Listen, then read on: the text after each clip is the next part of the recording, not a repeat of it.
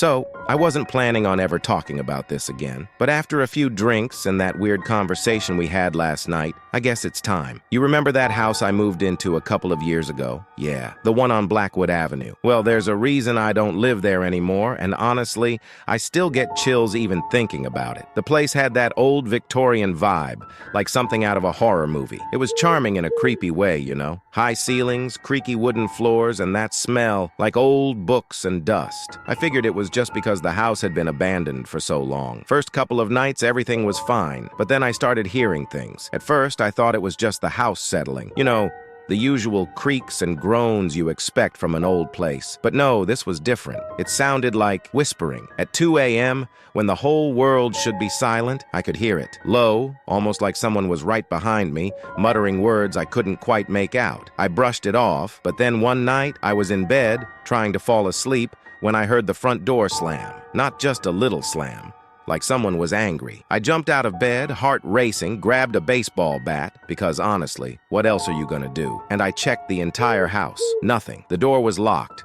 Windows shut. It didn't make sense. But that's when I saw it. In the hallway, just outside my bedroom, there was a shadow. It wasn't mine. I swear to God, I froze. It was like a person was standing there, but when I turned on the light, nothing. Just empty air. I tried to convince myself it was a trick of the light. Maybe I was tired, seeing things.